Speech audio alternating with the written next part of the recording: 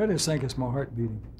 You know, when they put my name on the Walk of Fame from the old Capitol Theater and named the building for me, I said, Christ, this is going to be in perpetuity. And look at this thing, said this thing may be here a couple of days or so, so it's the same thing. Okay, back to, yeah, Jimmy took me to Warner Brothers. Okay. Okay. Yeah. So Jimmy Cagney said, there's somebody out at Warner Brothers I want you to meet. And he picked me up, took me out there for lunch. And he had Humphrey Bogart at the table, who later became a good friend. Frank McHugh, who was a character actor, was a lot of Jim's picture, and a new fellow, a young fellow. They just got in town about a week before on their acting contract out there, the small salary. And his name was Ronald Reagan. And he had a car. And we became very close friends, and that started my friendship with Ronald Reagan, and Ronnie and Jimmy and me. And Jimmy's wife, Bill, Nancy Sinatra, we got to know too through Frank, of course, but it was Ronnie and Nancy Reagan and Martha and me. The six of us were very, very close over all the years that we had. As I said before, the Reagans and the Cagneys took Martha and me off to be married almost 51 years ago. So that's how I met Ronnie. And there's a film which I think you saw in which Ronnie says that Jimmy Cagney and A.C. Lyles were the first two to say that he was going to be president. And Ronnie says, you know, I couldn't let A.C. down, so here I am. And it was not difficult to know what was going to happen to Ronnie. I just thought he was destined to be where he went. And I used to say to him, you know, someday, Ronnie, he will be president. A lot of people say, I knew he was going to be president, but I have it from Ronnie himself saying this. It was not that difficult to know that he was destined to be there. Do you think his association with television, doing the GE Theater, helped him? I think anything anyone does in politics helps you do that. Certainly, John F. Kennedy was not a television star, but he knew how to handle those things. Franklin Delano Roosevelt was not in television, but he knew how to do it. Ronnie just had that inbred, that natural thing that came off on television, and it came off as president. It wasn't the fact that he was an actor that enhanced him being in front of the people. Is that you look at a lot of talk shows, and you look at a lot of big stars who are great on the screen, but they go on a talk show, you watch them, they don't quite know what to do, or how do we get off of here, or they'll fumble, or they'll move around, and they don't have the presence they have as an actor. It's the same way with that. Ronnie just had that natural instinct leading up to your association with the administration. Of letting people have that. So when Ronnie became governor, then him president, I was back with him. And I was on his board of advisors for private sector initiatives. And we were the only board that had an office in the White House. We met regularly with Ronnie. And I never could call him Ronnie in front of the staff, or if we were in the Oval Office. I never could call him Ronnie. I did it once by mistake, and I said, I can't do it here. I never saw Ronnie in the Oval Office with his coat off. The Oval Office, no matter, I was there over 100 times, you never lost fact that this was the Oval Office, the most historical room in American history is here. And Ronnie had a wonderful sense of humor. I would do things like, I'd write him a note. I'd get a picture of a group of actors. I'd tear off their names, and I'd say, Ronnie, if you can name these actors and spell a name correctly, I'll let you go to Camp David this weekend. I'd stick it in his mail, and he'd see it. He was, you know, I'd go in the morning to the Oval Office outside. Kathy Osborne was his secretary. Her title was Special Assistant to the President. And she'd show me his schedule for the day. She said, now, at 10:30, he has 10 minutes. at 11:45, he has 15 minutes. And then maybe I'd have lunch with him. And she said, so I would just go there. She'd go in, and I'd go in, and he'd say, hi, sit down. And we would talk until the next appointment came up. So each week I was there, I would be in that Oval Office 2 times, 3 times, 4 times a day. And I remember once he said, hey, after this, I'm going over to the Roosevelt Room, which is right across from the Oval Office. And I'm going over to have lunch there with a group who are relatives of the former president. He said, let's go over. So as we went over, as we were leaving, a man was there, and I said, you go first. So he said, no, I want to see him when he watches you, because he just smiles up. If he'd see a familiar face, he was wonderful. I remember being in Venice with him at a summit meeting, and he came on the stage with Nancy, and he looked out. He said, Nancy, my wife's name Martha. We call her Martha. Martha and AC are on the second row there. He just loved to see a familiar face. He always felt was stronger as a president than he ever was on the screen. Remember when he let go of all the air controllers, remember? And then you knew that he was going to be a tough president. But on Air Force One with him was just wonderful. I remember sitting there, what they call a VIP room. You'd come and sit, and you'd call your wife or your friend and say, I'm just, and they announced that you were on Air Force One calling. That I say, hey, I'm just sitting here with the president. Wait a minute, wants to say hello, and pass it, and we'd do it.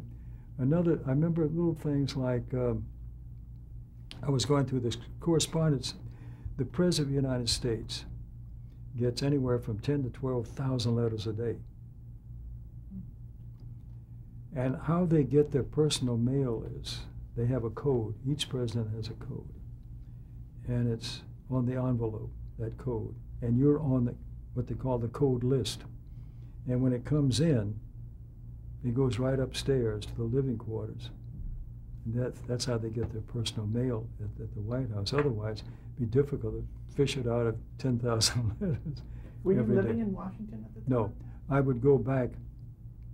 I had a room there in the Hay Adams, which is right across from the White House.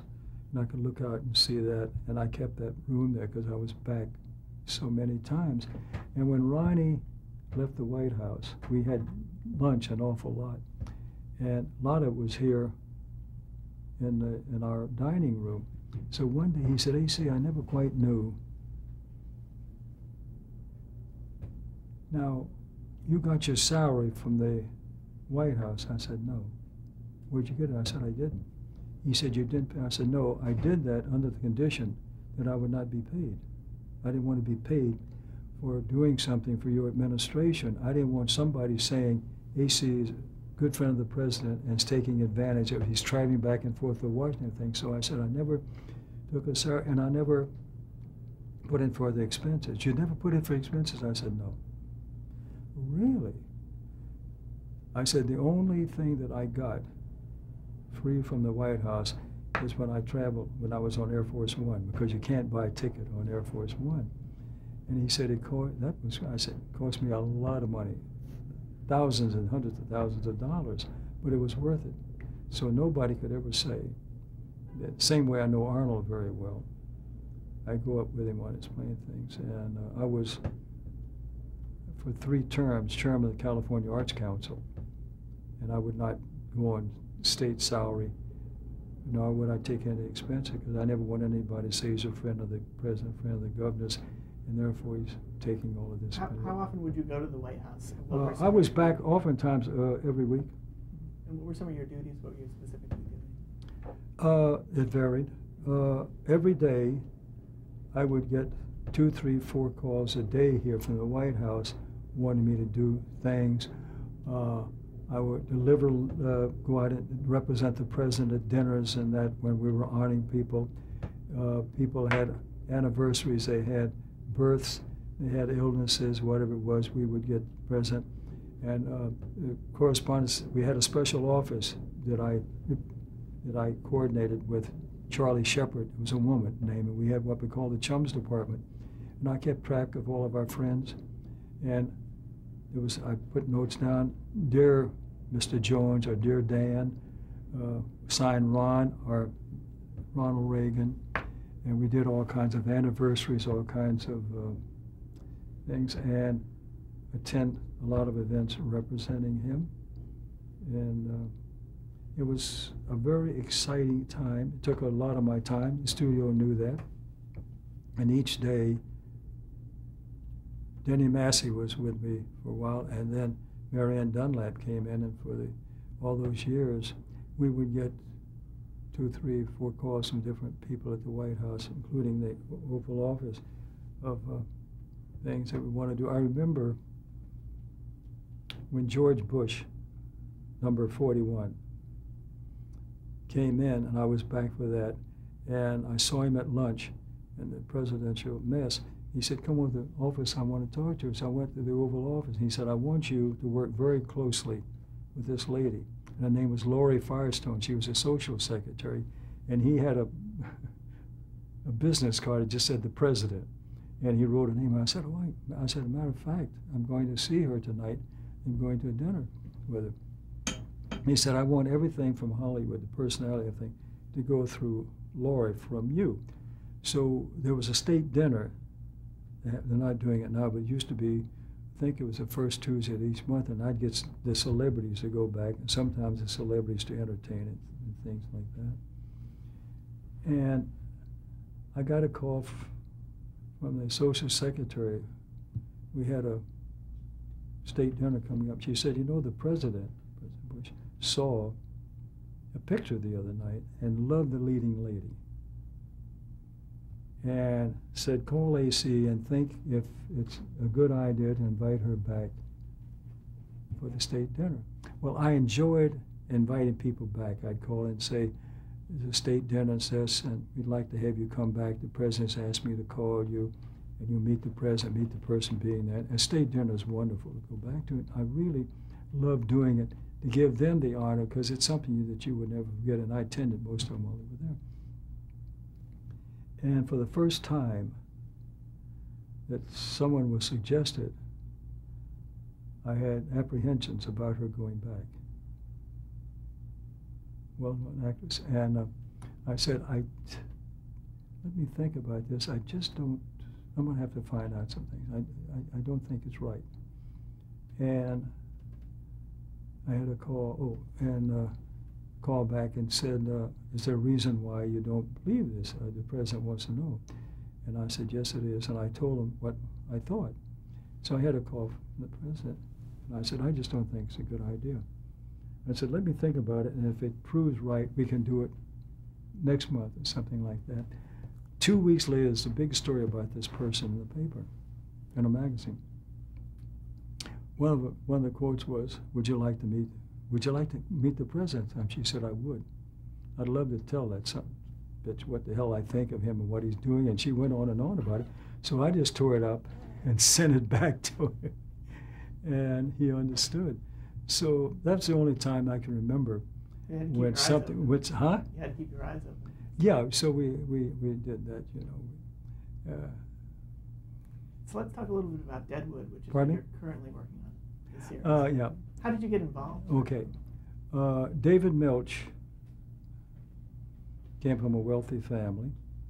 He had let's say, a checkered youth, and he got in all kinds of mischief, serious mischief. And he went over to Yale and took an entrance exam one day, passed brilliantly, and graduated with highest honors. So much so that they asked him to be a professor there. And he became a professor for 12 years, teaching literature, story writing. And he wrote a spec script one time and sent it in. By a fluke, it was picked up, made into a show, and won the Emmy, all the honors that year. And they came out with Steve Baccio, and they co-created NYPD Blues and LA Law. He came to contract, by contract to Paramount, at an enormous contract. HBO wanted him so badly to create a series for them that they came in, they retained the domestic rights, gave us the foreign rights without any financial obligation to get David. The first day he was here, saw him, and he was very gracious, saying, "You're a legend," and all those nice complimentary things. He said, "I grew up on your westerns, and I'm going to do a series called Deadwood, and I'd love for you to be with me." That was 4 years ago, and he created the show. And we're now in our third year. We're up this year for 11 Emmys. We won the Golden Boot Award. We've won all kinds of awards. David and I went back to New York 4 months ago for the Peabody Award, and it's a big success. So you work at an executive level on the show? Yeah, I'm a consulting producer on it. And of all the westerns that I made, they were straight westerns. This isn't a western, Gary. I think you might call it a frontier piece. It's the story of a city and on the frontier. And it's not the cowboy Indians thing. There's not a lot of horse riding and roping and that. It's all about a town in 1876 in Deadwood, which was a town, South Dakota and Indian Territory. No law. It was a law of the lawless. And there was about 100 people, and they found gold. In a matter of 2 months, every wanted person, every undesirable, every gunslinger, every prostitute came there to find gold. And it's a story of the corruption of a town that explodes with population because of the gold there, and the unsavory people that come there to gain the gold, to do anything in their power to get that gold. Whether they find it themselves or take it from another person, there were killings there galore. How much emphasis is there on authenticity for the show? Exceptionally. David, being a professor, he researched that for almost a year before we went into production. And most of the characters there are real characters from the history of Deadwood. We got photographs, and I'm looking at a photograph right there that we used as one of the photographs to reproduce the big Western street. Paramount couldn't accommodate it because Bonanza and I used a Western street here, but when Westerns went out of style, they did away with it. So we went out to Santa Clarita and leased Gene Autry's Melody Ranch. We reproduced the town from the time there were just tents, and then we kept adding to it and adding to it. This is the third year. We just added 3 new structures there. All the structures that we have are practical. By that I mean, if we're filming in here, the windows and things, you can look out and you see all the background people. We use anywhere from 60 to 160 background people almost every day. You know, everything we shoot, because they're going back and forth. So even season by season, you're progressing. Absolutely. And we keep building. Now, most of the tents are gone. We have structures up. And we took pictures like that right there, that postcard, and reproduced it. And every day they're building something there to expand this. We're also, they have it was owned by Gene Autry, called the Melody Ranch, and we leased it. 2 stages, and it's a complete studio there. We don't do anything at Paramount. It's all there, writing, editing, art department, makeup, everything is right there. We probably now have some permanent buildings there, but we probably have 40 big trailers there. And we just built a big place for 250 people, air conditioning, dining room, and we feed breakfast, lunch, and dinner, cast and crew, probably 300 people a day. That doesn't mean the crafts people that furnish it on the set. That's just meals, breakfast, lunch, and dinner. On the set we have all of these things. And we reproduce the wardrobe, the sets, and the dialogue there was very, very rough. And that's why we have that kind of dialogue in here. It's not the Bonanza type of dialogue at the time I used in all the Westerns. This is the way it was there, and it's the way it was. It's an exact reproduction. As I say, 8/10 of the people in the cast, there were the real characters there. We have the Deadwood Pioneer. We have copies of it from 1876 when the story starts, and we look in that to see the stories and things and get up to new people. For instance, William Randolph Hearst's father, George, is there with us from last year and now this year. That's where he got all of his money. And people keep coming in, and as the town grows, the community grows, and you see new people and coming in. What is the relationship like with HBO? They're wonderful. Number one, they have David Milch.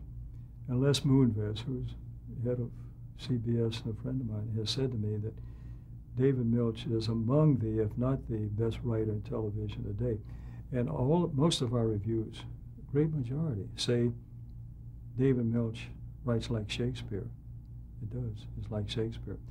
The language can get rough at times, a lot of times, most of the times. But that's the way it was then.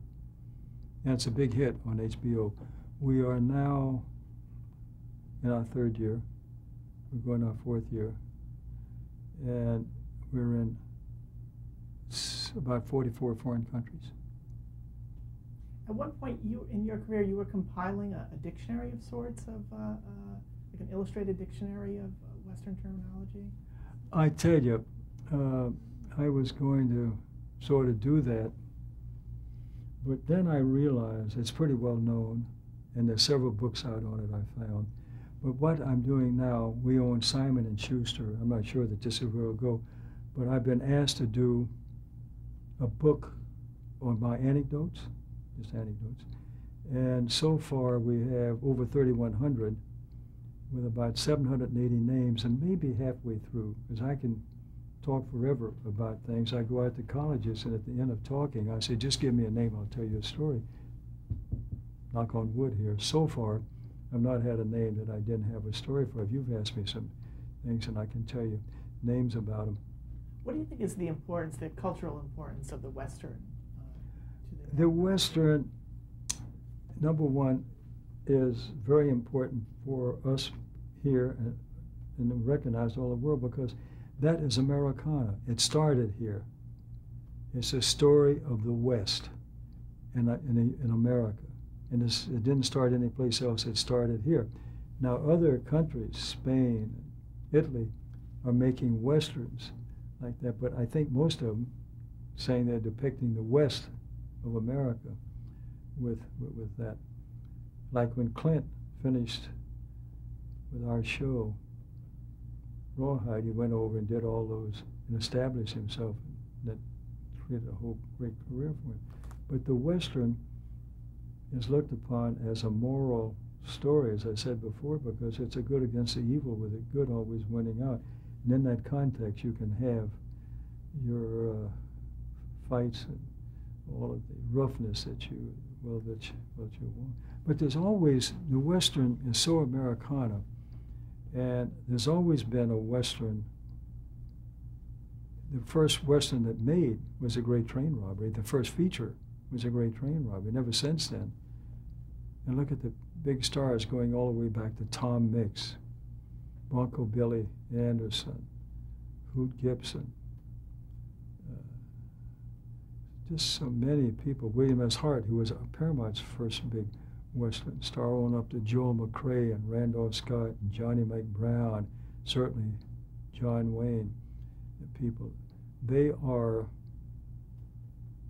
heroes. There are definitely heroes, the Western stars. I have some summing up questions. Sure. For you. What in your career is your proudest achievement? I'm very corny. I think AC stands for awful corny, because I am awful corny. And it's going to sound very Pollyanna. I think the greatest achievement that I have as wanting to work for Paramount on my 10th birthday and now celebrating my 87th birthday 77 years later and still being with Paramount. The other day, somebody was talking about the unemployment thing and said, "No, I've never had to draw an unemployment check because I've always been associated with Paramount." And to be with Paramount 77 years is a record. I'm not sure it'll ever be broken with one studio all that time. I've been blessed. They have a building named for me here, which is a little difficult in a way because I'm here in the Hart Building where I can look out from the 4th floor and see the whole lot. And someone came in to see me not too long ago and said at the gate, just said, "A.C. Lyles." I said, "Are you going to the building or the institution?" And so that's a nice accomplishment. Or going up on the boulevard and see my name in front of the El Capitan Theater across from the Chinese Theater. But I think the best achievement I've had are the friendships I've made in this picture, going all the way back to Adolf Zucker on up until today. I don't know very few people I haven't met or know in this business. And I have a theory. It's not who you know, but who knows you. You can say, "I know that person," but they don't know you. It doesn't count, does it? And I know a lot of people, a lot of people who know me. Do you know the exact date that you started on the lot? I tell you, I'm very superstitious. I don't know how many films I've made, and I don't keep track of dates. I'm so superstitious about things. I guess that's, I was born in the South, and Southerners are very, very superstitious. You see a white horse, and when you go through terminals, the people you're with have to go through the same way. You don't put your hat on the bed on a set. That's very bad. And so I'm very superstitious. I could look it up, but I know when I went to work for Paramount, I was on my 10th birthday, May 17th, 1928. I know that, and that was the first picture that when the Academy was Wings, and I saw that at the Paramount Theater. I know that very distinctly because it was my birthday. What advice would you give an aspiring producer? I don't know, as you want to give advice for an aspiring producer, I think you should give advice to anybody who wants to get in this business, whether you want to be a writer, director, producer, executive, an art director, cameraman, script supervisor, mail boy, just anything. In real estate, there are three very famous words: location, location, location. I have three words in this business: obsession, obsession, obsession. I don't think you can say, if you want to get this business, I think I'll give it a try. Sounds like fun. I'll make a lot of money. Be something different. You have to say, I've got to do it. You have to awaken every morning, your young kid, saying, I've got to do this, I've got to do this. We had pages come on the lot. They've hired like 20 at a time. And they'll come up in the office, and I talk to them. And they have a Bible that they tell our visitors, which I help write, and about our history and what to say to the people. And of the 20, they come in, they're all college graduates. Let me stop you there because we're at the end of our chat. Sure.